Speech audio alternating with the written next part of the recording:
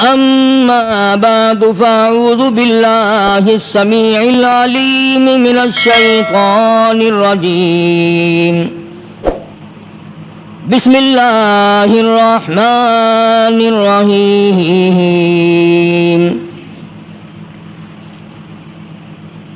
وأقيموا الصلاة وآتوا الزكاة واركعوا مع الراكعين أتأمرون الناس بالبر وتنسون أنفسكم وأنتم تتلون الكتاب أفلا تعقلون واستعينوا بالصبر والصلاة وإنها لكبيرة إلا على الخاشعين الذين يظنون أنهم ملاقو ربهم وأنهم إليه راجعون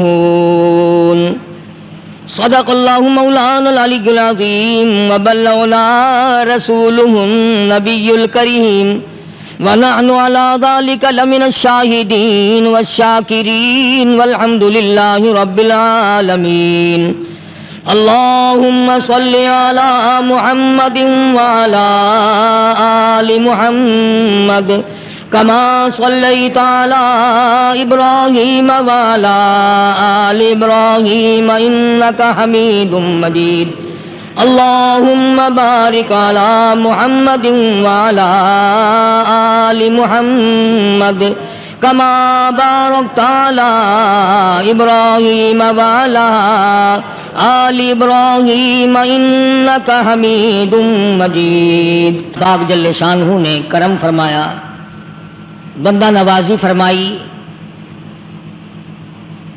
بہت بڑا احسان ہوا اس مالک کائنات کا کہ اپنے بندوں کو رمضان المبارک کا مہینہ اور اس کی خیر و برکت عطا فرمائی۔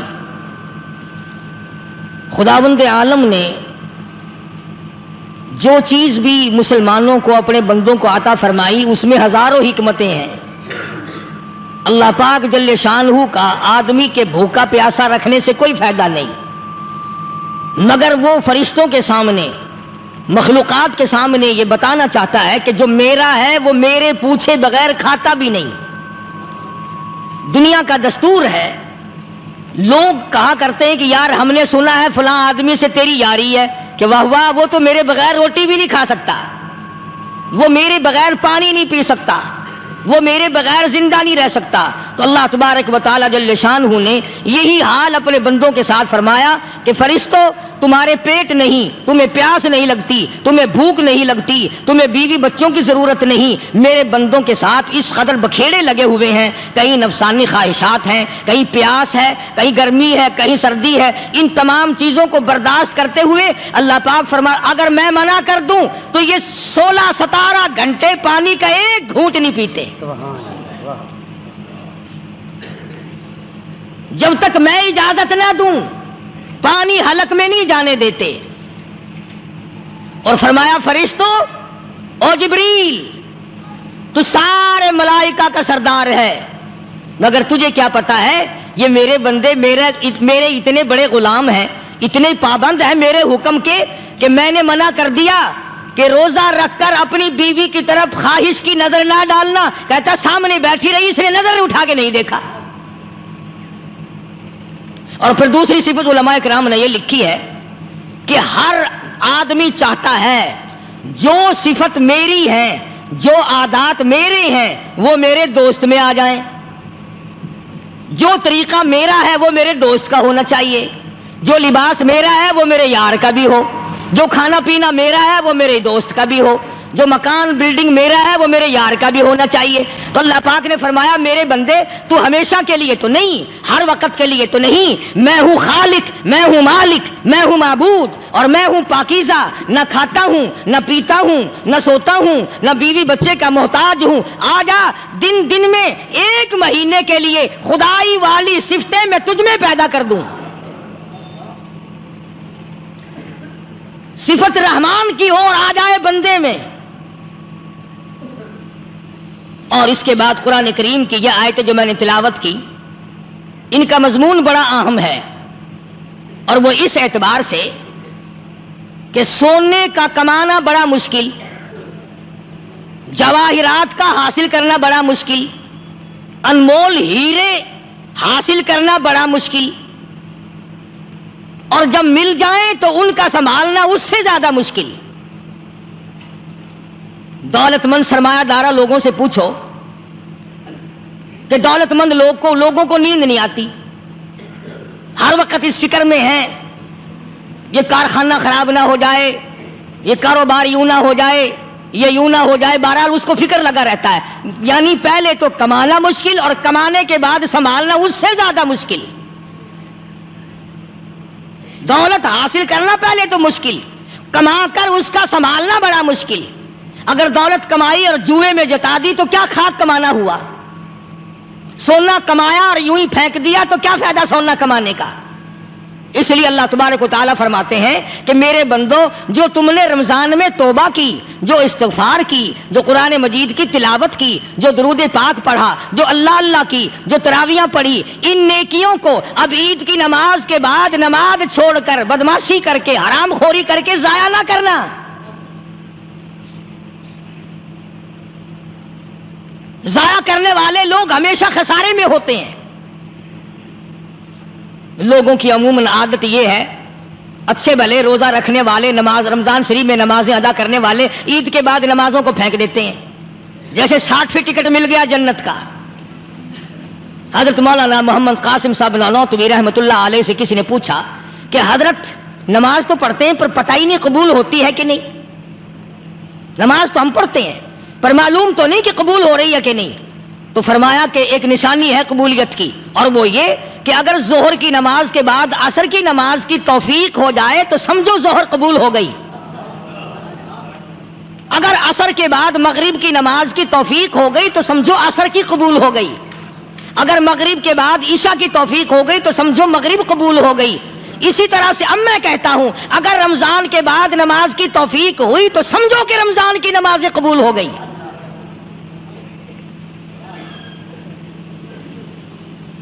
اسی لیے خداوند عالم نے فرمایا کہ نیکیوں کو اپنے آخری دم تک سنبھال کے رکھو۔ حبطت اعمالہم حبطت اعمالہم، قرآن کریم میں کئی جگہ یہ ہے کہ اپنے اعمال کو برباد نہ کرو۔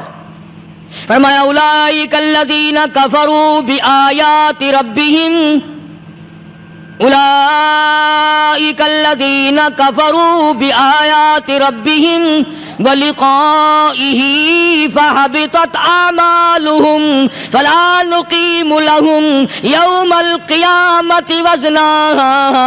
فرمایا او لوگو، اب کفر کر کر کے اب اپنی نیکیوں کو برباد نہ کرو، اب شرک کر کر کے اپنی نیکیوں کو ضائع نہ کرو، اب نمازیں ترک کر کر کے اپنی نیکیوں کو آگ نہ لگاؤ، اب گناہ کما کما کر کے اپنے دین کو نہ مٹاؤ۔ ذالک جزاؤہم جہنم بما کفروا واتخذوا آیاتی ورسلی ہزوا۔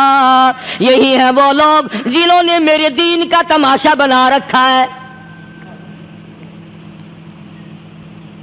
دیندار تو اسے کہتے ہیں آخری وقت تک اپنے دین کے ساتھ چمٹا رہے، آخری وقت تک اپنے ایمان پہ مضبوط رہے، آخری وقت تک رب ذوالجلال کی قسم ادھر دم نکل رہا ہو ادھر تلاوت ہو رہی ہو۔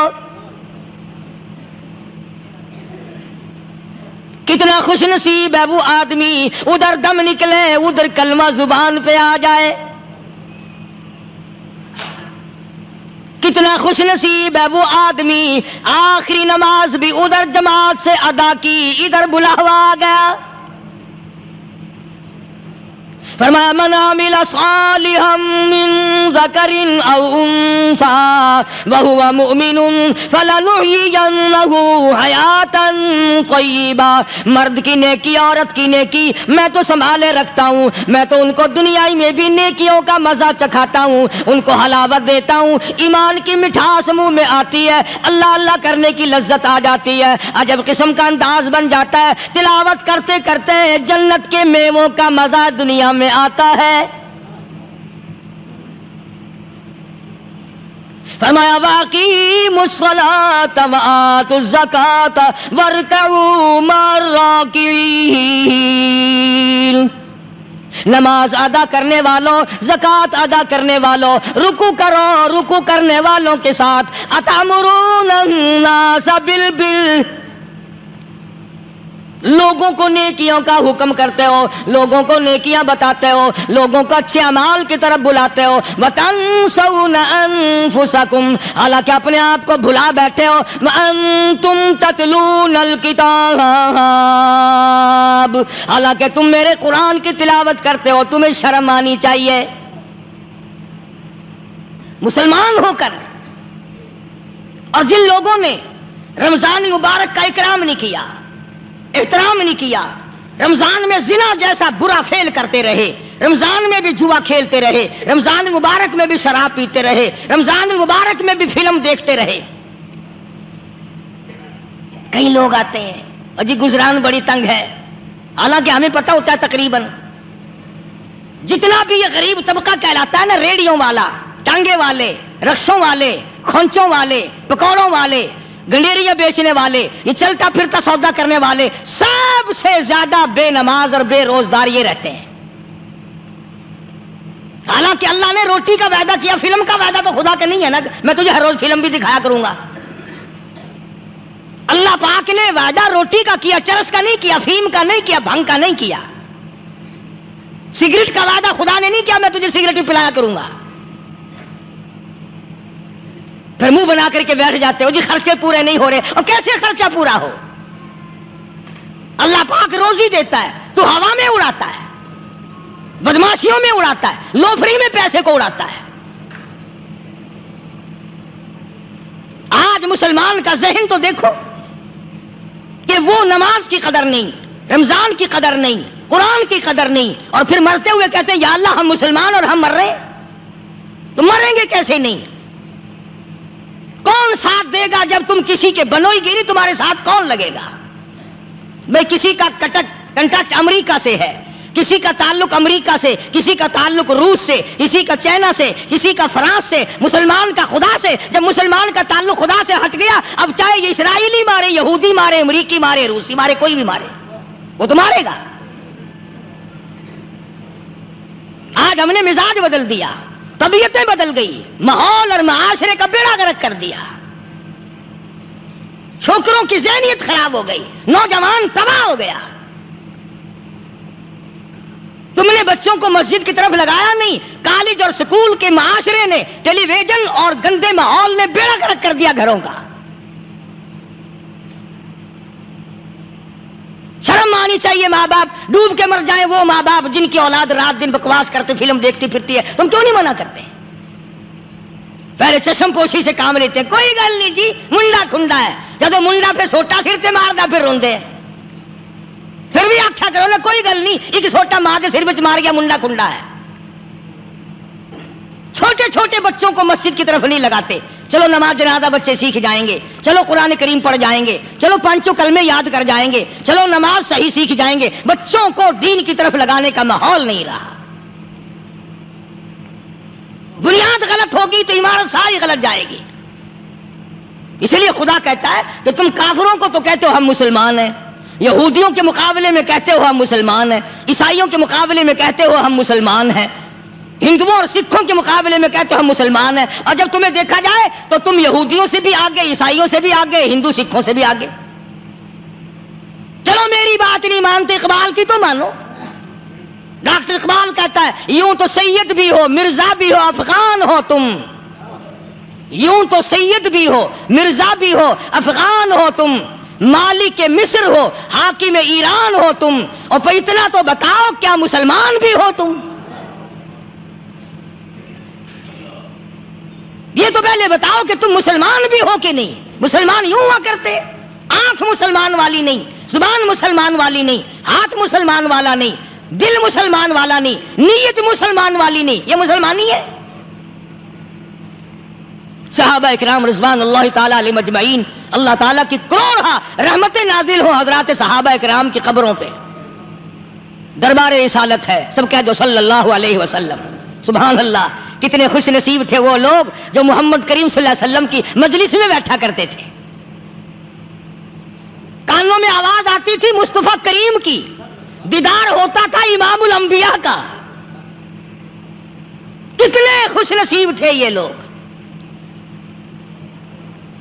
جنگ سے واپس آئے صحابہ کرام، ایک لڑکی کو پکڑ کے لائے جو لڑنے آئی تھی، کفار کے ساتھ مل کر مسلمانوں کا مقابلہ کرنے آئی. میدان جہاد میں سے صحابہ کرام پکڑ کے لائے. قیدی ہے، کافرہ عورت ہے، غیر مسلم ہے. شہنشاہ کائنات حضرت محمد الرسول اللہ صلی اللہ تعالی علیہ وسلم کے دربار میں لا کے بٹھا دیا. ننگے سر ہے، ننگے منہ ہے، ننگے ہاتھ پیر ہیں. اللہ اکبر. کبھی آپ نے سوچا نہیں کہ تو کتنے بڑے نبی کا امتی ہے، کتنے بڑے سردار کا غلام ہے. رحمت والی چادر اتار کر فرمائی، او بلال یہ میری چادر لے لے، اس لڑکی کے سر پہ ڈال دے، پردہ کرا دے. عرض کیا گیا کسی کافر کی لڑکی ہے، یہودی کی لڑکی ہے، عیسائی کی لڑکی ہے، غیر مسلم کی لڑکی ہے، میدان جہاد سے گرفتار کر کے لائی گئی، قیدی لڑکی ہے، لڑنے آئی تھی، مارنے آئی تھی، اسلام کی دشمن ہے، دین کی دشمن ہے، قرآن کی دشمن ہے، مذہب کی دشمن ہے، خدا اور اس کے رسول کی دشمن ہے. اللہ تعالیٰ کے نبی حضرت محمد کریم صلی اللہ علیہ وسلم نے فرمایا، او لوگو ٹھیک ہے لڑکی کافر کی ہے، کفر کی حالت میں پلی ہے، کفر پھیلانے آئی ہے، کفر کو بچانے آئی ہے، اسلام کا مقابلہ کرنے آئی ہے، اسلام کو مٹانے کے لیے آئی ہے. پر اے میرے دیوانوں یہ تو بتاؤ، اپنے باپ کافر کے دربار میں بھی ننگے سر بیٹھے اور میں کالی کملی والے کے دربار میں بھی ننگی بیٹھے.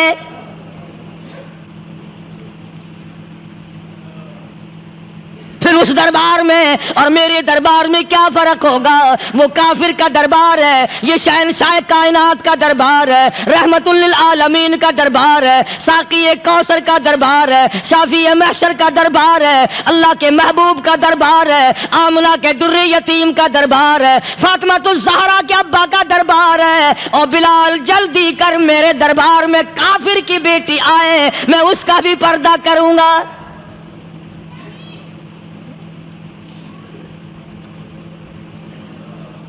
حضرت بلال رضی اللہ تعالی عنہ نے ذرا ایک اور لطیف سی بات ہے، تھوڑی سی باریک سی، اگر آپ سوچیں، لڑکی ہے تو کافرہ، لڑکی ہے تو بے دین، ہے تو اسلام کے دشمن.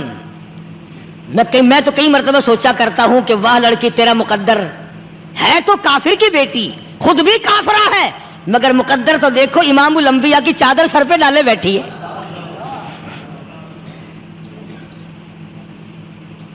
کہاں سوچیں یہ چیزیں، ہمارے دماغ یہاں تک کہاں رسائی کرے. میرا تو دل چاہتا اگر میں ہوتا اس کافر بیٹی کے ہی پاؤں دھو کر پی لیتا. تو ایڈی مقدروں والی، تو اینی خوش نصیب، ابھی ابھی قیدی بن کر آئی، ابھی ابھی ہاتھوں میں ہتکڑی تھی اور ابھی ابھی سر پہ رحمت دو عالم کی رحمت والی چادر ہے. اور پھر آپ نے پوچھا اب تو کیا چاہتی ہے، کیا چاہتی ہے؟ اللہ اکبر. کہنے لگی میرے گھر پہنچا دو، میں اپنے گھر جانا چاہتی ہوں. دو نوجوان صحابہ کو بلایا، فرمایا کہ انسانی رشتے کا تقاضا ہے، لڑکی نے ہم سے پناہ مانگی اور اپنے گھر جانا چاہتی ہے، ہم نے اس کو معاف کر دیا، جاؤ گھر چھوڑاؤ. اب گھر پہنچانے کا مطلب یہ تو تھا نہیں کہ حسین گائی پہنچا دو، دولت گیٹ پہنچا دو، خدا جانے کتنی دور گھر ہوگا، لڑنے جو آئی تھی. یوں لکھا ہے علماء اکرام نے، ذرا توجہ کریں. اور سچی بات تو یہ ہے، اپنے دامن میں بھی ہاتھ مار کے دیکھو کہ ہم کیسے ہیں. محمد الرسول اللہ صلی اللہ علیہ وسلم کے دو جوان دیوانے ساتھ ساتھ اس کے چلتے ہیں، ایک ادھر چل رہا ہے ایک ادھر چل رہا ہے، جنگل کا راستہ ہے، رات بھی راستے میں آئی ہے.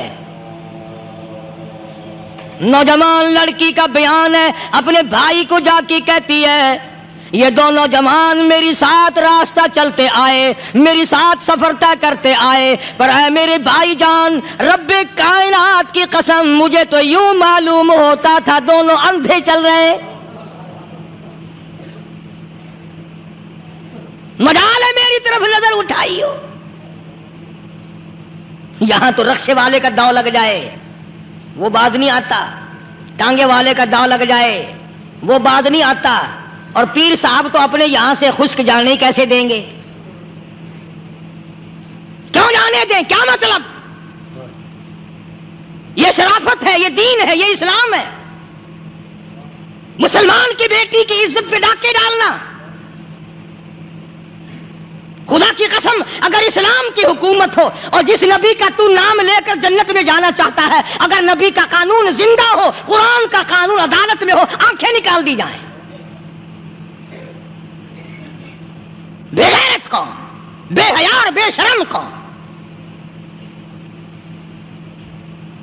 شرم نہیں آتی کہ زندگی کس طرح بسر ہوتی ہے۔ یہ کافروں کی بیٹیاں ہیں، یہ کسی یہودی کی بیٹیاں ہیں، چکلے چل رہے ہیں، بدماشی کے اڈے چل رہے ہیں، سب کو پتا ہے، افسروں کو پتا ہے، چھوٹے بڑوں لیڈروں کو پتا ہے۔ کون روکے؟ کس لیے روکے؟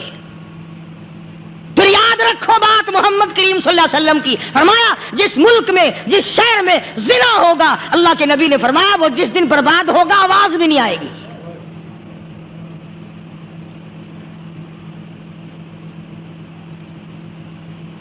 مسلمانوں کے یہاں سے ہو کر دربار نبوت سے چل کر رحمت دو عالم صلی اللہ تعالی علیہ وسلم کی چادر اوڑھ کر لڑکی اپنے گھر پہنچی۔ بھائی نے پوچھا بتا مسلمانوں نے تیری ساتھ کیا برتاؤ کیا؟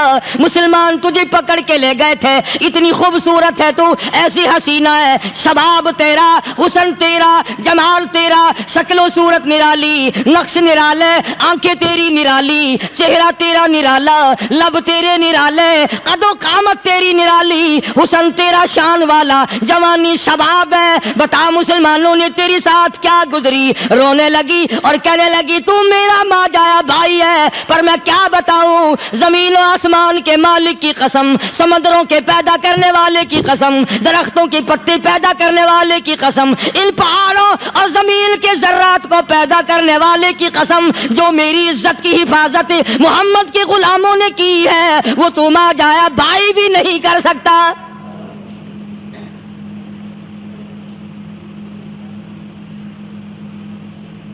صداقت صداقت ہوتی ہے، حقیقت حقیقت ہوتی ہے، چھپتی تو نہیں۔ کاغذ کے پھولوں سے خوشبو کیسے آئے گی؟ پلاسٹک کے پھول گلاب کے بنا کر سرانے میں لگانے تو آسان ہے، مگر گلاب کی خوشبو نہیں تم لا سکتے۔ ارے وہ بھائی بھی تھا تو کافر، پھر بھی مقدروں والا نکلا۔ انہوں نے تو کفر چھوڑ دیا اور ہم سے ریت نہیں چھوٹتی، رسمیں نہیں چھوٹتی، ہم سے شرک نہیں چھوٹتا، ہم سے بدعات نہیں چھوٹتی۔ بھائی کہتا ہے بہن کو، توجہ کرو، کبھی دنیا میں انصاف کی بات کرنے والے لوگ بھی زندہ تھے۔ کفر اسلام ایک اور چیز ہے، انصاف کی بات تو کہا کرتے تھے۔ بھائی کہنے لگا بہن سے کہ میری بہن، چادر تیرے سر پہ نبی کی، کالی کملی والے کی چادر تیرے سر پہ ہے، یہ اس کے دیوانے تجھے ساتھ لے کے آئے ہیں اور انہوں نے تیری عزت اور آبرو کی حفاظت کی ہے، تو یہ بتا کلمے سے خالی آئی؟ ایسے دربار سے خالی آ گئی؟ خزانہ لوٹ رہا وہاں تو خالی تو نہیں آ گئی؟ بہن کہنے لگی کہ ہاں خالی آئی ہوں، مطلب یہ کہ میں نے کلمہ نہیں پڑھا، ایمان قبول نہیں کیا، دین قبول نہیں کیا، اسلام اور اس کا مذہب میں نے قبول نہیں کیا۔ بھائی کہنے لگا تف ہے تجھ پر، تجھے ایسے دربار سے خالی اٹھتے شرم نہ آئی؟ اور دربار رسالت اور خالی آ گئی؟ کیا بات کہی ہے عورت نے، سبحان اللہ، اللہ اکبر۔ کہنے لگی 2 وجہ سے میں نے کلمہ نہیں پڑھا، دل میرا چاہ رہا تھا، اندر میرا کہتا تھا کہ جب میرے سر پہ یہ چادر آئی میرا تو دل چاہتا تھا کہ لپٹ جاؤں قدموں سے آقا کے۔ بھائی میرا دل چاہتا تھا میں کھڑی ہو جاؤں دربار میں اور یوں کہوں میرا دل ہو تیرا گھر ہو، میرا دل ہو تیرا گھر ہو، تیرا در ہو میرا سر ہو، تمنا مختصر سی ہے مگر تمہید طولانی۔ میں نے کلمہ دو وجہ سے نہیں پڑھا۔ پہلی وجہ تو یہ کہ جب تو سنتا، تجھ تک یہ بات پہنچتی کہ میری بہن نے کلمہ پڑھ لیا، تو شاید تیرے دماغ میں یہ بات نہ آ جائے کہ میری بہن سے مسلمانوں نے زبردستی کلمہ پڑھوایا ہوگا، اس لیے میں نے نہیں پڑھا۔ تیرے دماغ میں یہ بات نہ آئے کہ مسلمانوں نے مجبور کر کے، قیدی بنا کر کے جو لے گئے تھے، مجبور کر کے کلمہ پڑھایا، اور میری بہن نے ڈر کے مارے کلمہ پڑھا۔ کلمہ پڑھنے کا پختہ پروگرام ہے، مزہ تو اب آئے گا نا، یہاں سے آزاد ہو کر جاؤں گی۔ اور دوسری بات اس نے اور پتے کی کہی، کہنے لگی بھائی میں نے کلمہ اس لیے بھی نہیں پڑھا کہ بہن جنت میں جائے بھائی دوزخ میں جائے، اصل میں تجھے لینے آئی ہوں، دونوں چل کر اس دربار کی غلامی کریں گے۔ میں نے یہ خوف کھایا کہ میرا بھائی غصے میں آ کر کفر پر اور مضبوط نہ ہو جائے، اس لیے مجھے آنے کی کوئی ضرورت نہیں تھی۔ اور کہنے لگی او میرے بھائی وہ دربار کوئی واپس آنے کا تھوڑا ہی ہے، وہاں تو جو گیا قربان ہو گیا، جو گیا قربان ہو گیا۔ چلو چلتے ہیں، دونوں بہن بھائی آ کر حضور اکرم صلی اللہ علیہ وسلم کے ہاتھ پہ کلمہ پڑھ کر مسلمان بن جاتے ہیں۔ وہ نبی کی ایک بات دیکھ کر کلمہ پڑھ کر مسلمان بن گئے۔ ہمارے سامنے لاکھوں حدیثیں، ہزاروں قرآن کی آیتیں ہیں، پر ہم آج تک مسلمان نہ بنے۔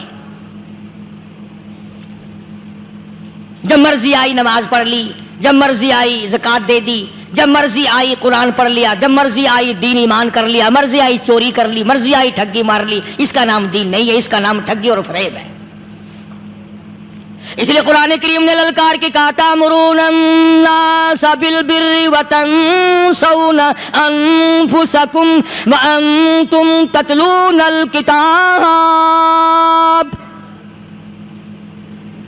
دوسروں کو اسلام کا نام لیتے ہو، دوسروں کے سامنے مسلمان بنتے ہو، حالانکہ تم کتاب پڑھتے ہو اللہ کی۔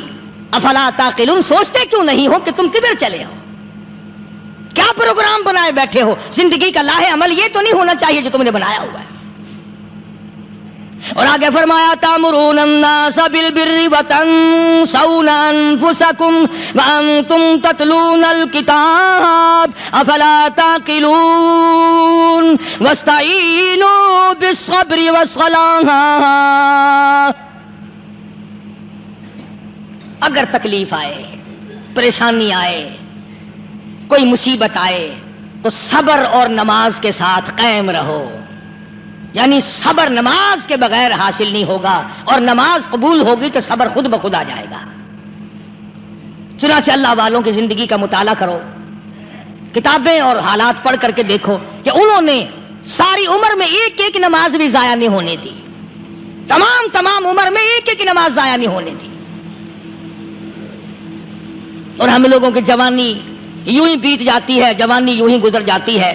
اسی کو کہتا ہے کہ کچھ نہ پرواہ کی میرے دین کی، آج میں تمہاری پرواہ کیسے کروں؟ وَإِنَّهَا لَكَبِيرَةٌ إِلَّا عَلَى الْخَاشِعِينَ۔ اللہ پاک خود فرماتے ہیں کہ نماز بھاری نہیں، نماز مشکل نہیں، نماز پڑھنا کوئی تکلیف نہیں، مگر ان لوگوں کے لیے، ان لوگوں پہ کوئی مشکل نہیں جو اللہ سے ڈرنے والے ہیں، اللہ کے خوف کو دل میں بسانے والے ہیں، جن کا یقین ہے کہ موت آئے گی اور اللہ کے یہاں جا کر کے میں نے منہ دکھانا ہے، ایک دن خبر میں جانا ہے، حشر نشر نے بھی آنا ہے، قیامت نے بھی آنا ہے، جس کا ان تمام چیزوں پہ یقین ہے۔ اللہ فرماتے ہیں الا علی الخاشعین، ڈرنے والے کے لیے تو کوئی چیز نہیں، اور جو نہیں ڈرتا اس کے لیے تو پہاڑ ہے نماز پڑھنا۔ صحابہ کرام نے تو ایسی ایسی نمازیں پڑھی۔ صحابی ہے مدنی کریم صلی اللہ علیہ وسلم کا، اپنے باغ میں نماز پڑھ رہا ہے، گنجان باغ ہے کھجوروں کا باغ پکا کھڑا ہے، صحابی نماز پڑھ رہا ہے۔ ایک پرندہ کبھی ادھر سے آتا ہے کبھی ادھر جاتا ہے، گنجان باغ ہے، وہ نکلنا چاہتا ہے، پرندے کو راستہ نہیں ملتا، تو دوران نماز صحابی کی نظر پرندے پہ لگ گئی۔ دوران نماز صحابی کی نظر، وہ پھڑک پھڑک جو کرتا تھا نا، کبھی ادھر کبھی ادھر، صحابی کی نظر پرندے پہ لگ گئی، نماز میں بھول گیا. بس اتنی سی بات ہوئی، آیا دربار رسالت میں اور کہنے لگا یا رسول اللہ وہ سارا باغ لے کر اسلام میں وقف کر لو، جس باغ کی وجہ سے میری نماز خراب ہو جائے میں وہ باغ ہی نہیں رکھتا.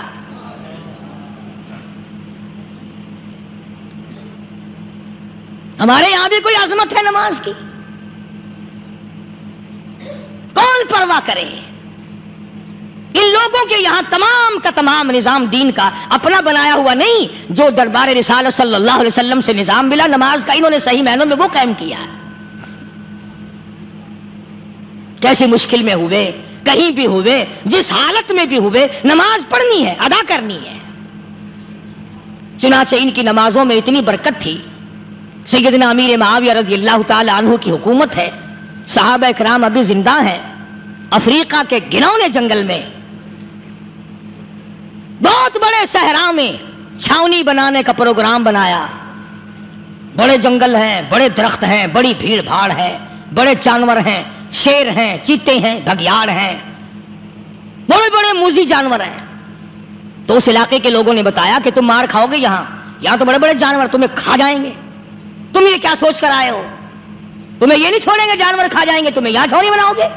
صحابہ کہنے لگے نہیں ہمارے پاس ہتھیار ہے. کمانڈر کہنے لگا، ایک صحابی تھا حضور اکرم صلی اللہ علیہ وسلم کے زمانے کا دیدار کرنے والا، بڑا دیوانہ پروانہ. کمانڈر نے اسے حکم دیا تو 2 رکعت وضو کر، 2 رکعت نماز ادا کر، اور 2 رکعت نماز ادا کرنے کے بعد درخت پہ چڑھ جا، اور درخت پہ چڑھ کر یہ آواز لگا، او جنگل کے ہاتھیوں، او جنگل کے بھگیاڑوں، او جنگل کے شیروں، او جنگل کے موذی جانوروں، او ناگ وٹھوؤں، او سانپ بیچھوؤں، او فلاں جانوروں، او فلاں جانوروں، ہم غلام ہے محمد عربی صلی اللہ تعالی علیہ وسلم کے، اور میں تمہیں حکم دیتا ہوں 24 گھنٹے کی اجازت ہے، 24 گھنٹے کے اندر اندر تمام جنگل خالی مانگتا ہوں.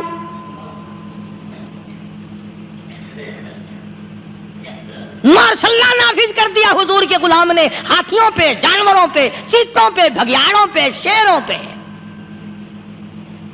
اور اعلان کا رخ دیکھیں آپ، کہا کہ 24 گھنٹے کے بعد جو ملے گا اسے قتل کر دیا جائے گا. اب اگر ہم میں سے وہاں کوئی ہوتا، کہتے ہو بڑے پاگل ہیں بھائی، کس سے باتیں کر رہے ہیں؟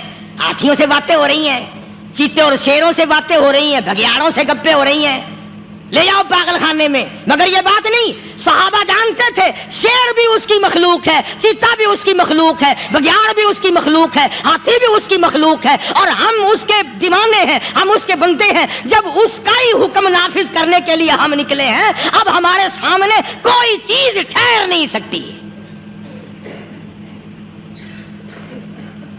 تاریخ شاہد ہے، گیبن مورخ انگریز لکھتا ہے، امریکہ کا بہت بڑا پروفیسر تور آندرے انگریز مورخ لکھتا ہے کہ صحابی کی یہ بات سن کر جنگل میں کھلبلی مچ گئی، جانوروں میں شور مچ گیا، چیتے، بھگیاڑ، طوفان مچ گیا. شور مچاتے ہوئے تمام کے تمام نے جنگل خالی کر دیا.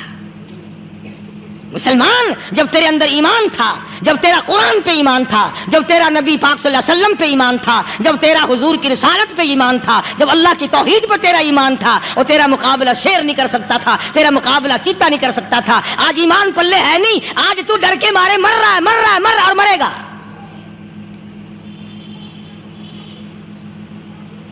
ایک صحابی جنگل میں راستہ بھول گیا، اور بھول کر اور زیادہ صحرا میں جنگل میں نکل گیا. دیکھتا کیا صحابی سامنے سے شیر آیا. صحابی نے تو شیر کو دیکھ لیا اور شیر نے صحابی کو دیکھ لیا. اب شیر حملہ کرنے کا ارادہ کر رہا، سامنے ہے. اللہ اکبر، اللہ اکبر. صحابی نے للکار کر آواز دی، او جنگل کے شیر، او جنگل کے شیر، کیا تو ان آنکھوں کو چیرنے کا ارادہ کرتا ہے جو آنکھیں محمد کریم صلی اللہ علیہ وسلم کے چہرے انور کا دیدار کر چکی ہے؟ ان آنکھوں کو پھاڑے گا، اس چہرے کو پھاڑے گا جس نے حضور صلی اللہ علیہ وسلم کا ایک دفعہ نہیں بار بار دیدار کیا ہے. तारीख शाहिद है। शेर झुका, सहाबी के करीब आया और यूं लिखा है कि आगे बढ़कर सहाबी के पांव चाटने लगा, पैर चाटने लगा और जुबान हाल से यूं कहने लगा, अगर तू उनका गुलाम है तो मैं उनके गुलामों का गुलाम हूं। ये जो तुम्हें कहते फिरते हैं ना, गुलाम है रसूल के गुलाम है, गुलाम है रसूल के गुलाम है, शक्ल पे देखना 12 बजे हुए मिलेंगे। बिल्कुल झूठ। शक्ल नहीं गुलामों वाली, अखलाक नहीं गुलामों वाला, अमाल नहीं गुलामों वाले, अकायद नहीं गुलामों वाले, सीरत नहीं गुलामों वाली, लिबास नहीं गुलामों, और गुलाम काहे का? बाजारों में फिरते हैं ना, जुलूस निकालते हैं, गुलाम है रसूल के गुलाम है। इस गली से निकले, आओ यार बड़ी अच्छी फिल्म लगी, वहां चलते हैं। अब गुलाम फिल्म में जा रहे हैं, अब गुलाम बदमाशी करने चले हैं। तो सहाबी ने जब आवाज दी, शेर ने झुककर सहाबी के पांव चाटे और यूं लिखा मुअर्रिखीन ने कि बज़ाहिर यूं कहने लगा कि तू तो रास्ता भूल गया, दुम हिलाता हुआ चला, सहाबी को रास्ते में छोड़ के गया। और मुअर्रिखीन ने यहां तक लिखा है कि जब सहाबी से शेर वापिस होने लगा तो भड़बड़ा रहा था, गोया सहाबी को अपनी तरफ मुतवज्जे करता था।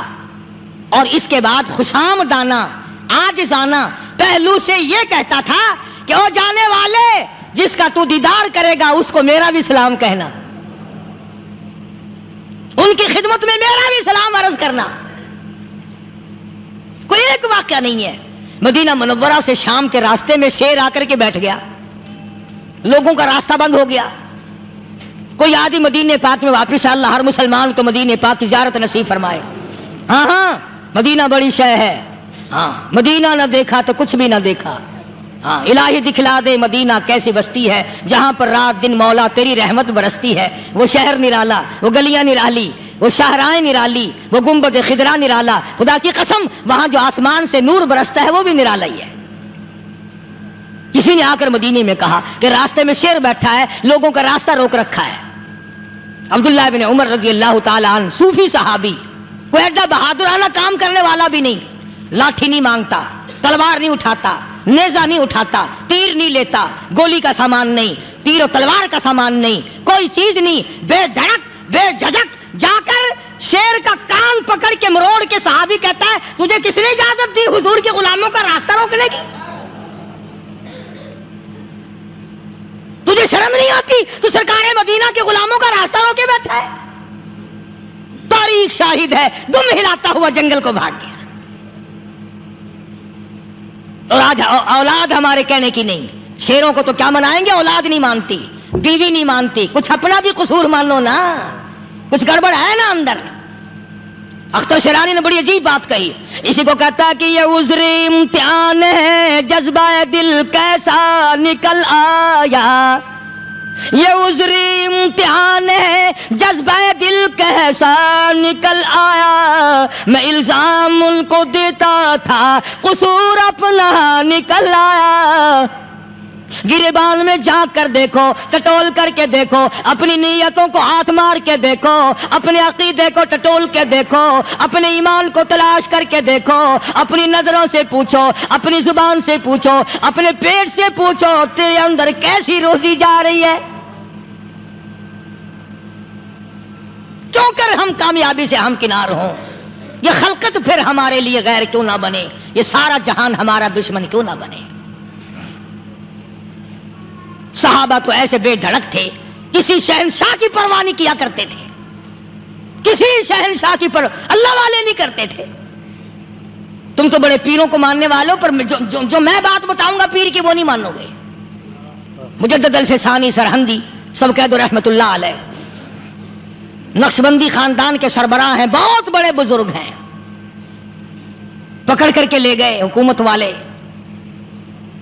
बादशाह को सजदा कराना है, बादशाह को सजदा कराना है। वो काहे का सजदा करते थे? वो किसी से डरते ही नहीं थे, अल्लाह वाला किसी से डरा ही नहीं करता। तो यूं सुलह का इंतजाम किया गया कि दरबार के करीब जाकर एक दीवार बनाओ, उसमें एक छोटी सा रोशनदान दरीचा मोरी लगाओ, जिसमें से झुककर बंदा अंदर दाखिल हो। تاکہ ایک دفعہ جھک جائے صحیح، یہ پیر، یہ درویش، یہ قلندر، یہ ولی، یہ مولوی جو اکڑا ہوا نہیں، اسے جھکا لو جس طرح سے بھی ہو سکے۔ اب تمہاری نظروں میں تو ہماری کوئی قیمت نہیں، تم جو یہاں جمعہ پڑھنے آتے ہو تمہارے خیال میں ہماری کوئی قیمت نہیں، وضو کیا، سنتیں پڑھی، جمعہ پڑھایا، بس ہمیں نہ کوئی جانتا ہے نہ کوئی پہچانتا ہے۔ تم کیا جانو کہ صوبائی ہوم ڈپارٹمنٹ میں ہمارے تذکرے، مرکز گورنمنٹ میں ہمارے تذکرے، کون سیدھا چل رہا ہے کون الٹا چل رہا ہے، کون ہمارے لیے خطرناک ہے، اور تمہیں کیا پتا، ہمیں تو لوگ ڈبل سٹار لکھتے ہیں۔ مجدد الفسانی سرہندی رحمت اللہ علیہ کے لیے کھڑکی بنائی گئی، جھک کر داخل ہوگا، اسی بہانے سے جھک جائے گا۔ مگر اللہ والوں کو عقل اللہ ہی عطا کرتا ہے۔ جب وہاں گئے نا، انہوں نے کہا جی اس میں سے داخل ہو کے اندر چلنا ہے۔ مجدد صاحب نے پہلے دونوں پیر داخل کیے، بجائے یوں جھک کر داخل ہونے کے یوں لمبے ہو کے داخل ہوئے، پیر اندر پہلے داخل کر لیے، یعنی اور بے ادبی کی کہ پیر پہلے لیتے ہوئے، میرے پاؤں ہے تیرا سر ہے، لاؤ ملاقات کر۔ اللہ والا جھکا ہی نہیں۔ پر اس اللہ والے کو یہ پتہ نہیں تھا کہ میں تو زندہ کے سامنے نہیں جھکتا، یہ مرووں کے سامنے جھکتے پھریں گے لوگ۔ انہیں یہ پتہ نہیں تھا کہ یہ قبروں کی مٹی چاٹتے پھریں گے، یہ رات دن شرک کی لعنت میں گرفتار ہو کر کے مریں گے۔ لگے ہوئے ہیں میلے، بھر بھر کے خلقت جا رہی ہے، پھوڑے پھنسی کا علاج ہوگا، بیماریوں کا علاج ہوگا، پانی چشمے کا پی آؤ، پانی چشمے کا پی آؤ۔ مخدوم رشید کے علاقے کے سارے سال اس کھڈے میں لوگ ہگتے ہیں، اور انشاءاللہ یہ اس مہینے میں جا کر وہ گو کا ملا ہوا تبرک پی کے آتے ہیں۔ بڑا بہترین تبرک ہے وہ۔ نوح علیہ السلام کی قوم نے کشتی پخانہ کر کر کے بھر دی تھی نا، حضرت نوح علیہ السلام اللہ کے حضور میں رو پڑے، فرمایا دیکھ میرے رب، تو نے حکم دیا، کہاں سے لکڑیاں لایا، چختے چیرے، تختوں کو جوڑا، اتنی محنت کی، میں نے کشتی بنائی اور ان ظالموں نے ہگ ہگ کے بھر دی۔ فرمایا میرے نو گھبرانا، اگر انہی سے نہ چٹوا دوں تو میری خدائی کیا ہوئی۔ گھبرانا، 950 سال مار کھانے والے پیغمبر، میں تیرا ساتھی ہوں، تو کیوں گھبرایا؟ او کانوں تک لبا لب پخانا کر کر کر کے بھر دی۔ قوم میں بیماری پھیل گئی۔ جو عورت چلے کہاں چلی کہ نوح علیہ السلام نے کشتی میں پخانہ کرنے چلی ہوں۔ جو بڈھا پرانا پیپا جائے، بڑے میاں کہاں جا رہے ہو؟ کشتی میں پخانہ کرنے چلا ہوں۔ اللہ میاں نے خارش کی بیماری بھیج دی۔ وہ چھوٹے بڑے، امیر غریب، جوان بوڑھے، مرد عورت پھرے آگا پیچھا کھجاتے ہوئے، کسر کسر کسر کسر، تنگ ہو گئے سارے۔ وہ ایک بڈھا بڑا خارش کا مارا ہوا تنگ بیمار بھی بعد نہ آیا۔ وہ کشتی کے کنارے پہ بیٹھ کے پخانہ کرنے لگا نا، پیر پھسل گیا دھڑم اندر تبرک کے، اب وہ ساری جان لتھڑ گئی، سارا سن گیا۔ باہر آ کے پانی پونی سے صاف کیا، وہ جہاں جہاں گندگی لگی تھی نا وہ خارش ہی ختم ہو گئی۔ چڑھ گیا درخت پہ، کہنے لگا آؤ خارش کی دوا مل گئی، بیماری کا علاج مل گیا، آؤ آؤ مفت۔ آ گئی دنیا بیماری میں، اور کیا چاہیے؟ بھاگی بھاگی خلق۔ انہوں نے کہا ہے، انہوں نے کہا بظاہر دیکھنے میں یہ گند ہے، یہ کھاج کی دوا ہے، ملہ اٹھا کے لب بھر بھر کے، لوٹکیاں بھر بھر کے لے گئے لوگ۔ اور جب پخانہ ختم ہو گیا تو کشتی دو کر کے پی لی لوگوں نے۔ یہ جو اب گند کا پانی پیتے پھرتے ہیں نا، شاید اسی نسل سے ہیں یہ۔ کیا اعتقاد ہے؟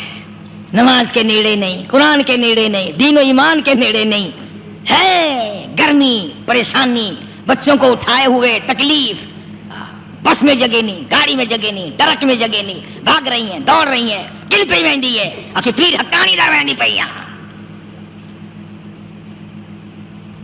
ایمان تو دیکھ اس کا، انہی لوگوں کے لیے تم مرنے کے بعد قرآن پڑھا کرتے ہو، انہی لوگوں کے لیے تم جنت مانگتے ہو، پھسکڑا مار کے بیٹھ جاتے ہو، کرے سوکھی کھیتی کو پل میں ہری، میری بار ہو جائے رحمت تیری، اور تو سیانا چلاکی مارتا ہے، حرام کھا کھا کے شرک کر کر کے مر گیا، اللہ کو دھوکہ دیتا، اللہ میاں کملا تو سیانا ہے۔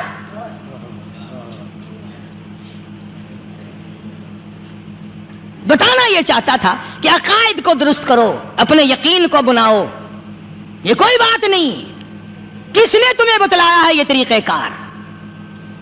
حضور صلی اللہ علیہ وسلم کی اگر غلامی آپ کو ملی ہے، خدا کی بندگی اگر آپ کو ملی ہے، اللہ اور اس کے رسول کی غلامی کر، ان کی اطاعت کر، فرما برداری کر، اس سے ادھر ادھر مت جا ورنہ خطا کھائے گا۔ اللہ عمل کی توفیق عطا فرمائے۔ وآخر دعوانا ان الحمدللہ رب العالمین۔ اسمی وعلی آلہ واصحابہ برۃ الکرام، ربنا لا تزغ قلوبنا بعد إذ هديتنا وهب لنا من لدنك رحمة إنك أنت الوهاب۔ اللهم من أحييته منا فأحيه على الإسلام ومن توفيته منا فتوفه على الإيمان۔ یا اللہ سب بیماروں کو شفا عطا فرما، سب کے دکھ دردوں کو دور فرما۔ یہ حنیف لڑکا ہے، وہ بھی کہتا ہے میری اس کی بیوی بیمار ہے، ماسٹر شریف صاحب لئیے سے انہوں نے بھی کہا تکلیف کی، لے دعا کرو اللہ پاک شفا عطا فرمائے۔ یا اللہ سب کے کاروبار میں برکت عطا فرما۔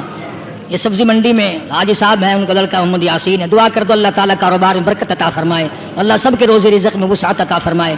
کچھ بچے ہیں، انہوں نے کہا ان کی والدہ بیمار ہے، اللہ پاک شفا کاملہ عاجلہ مستمر عطا فرما۔ جتنی عورتوں نے جتنے مردوں نے دعاؤں کے لیے کہا، یا اللہ سب کی جھولیاں بھر دے، سب کی پریشانیوں کو دور فرما دے۔ یا اللہ سب کو ایمان اسلام کا قدردان بنا، سب کو اس شرک و بدعت کی لعنت سے بچا، الہ العالمین بدعت سے بچا، سنت کے پھول عطا فرما، ایمان کامل پہ خاتمہ بالخیر فرما۔ ربنا تقبل منا انک انت السمیع العلیم وتب علینا انک انت التواب الرحیم۔ صلی اللہ علی حبیبہ محمد و آلہ و صحبہ اجمعین۔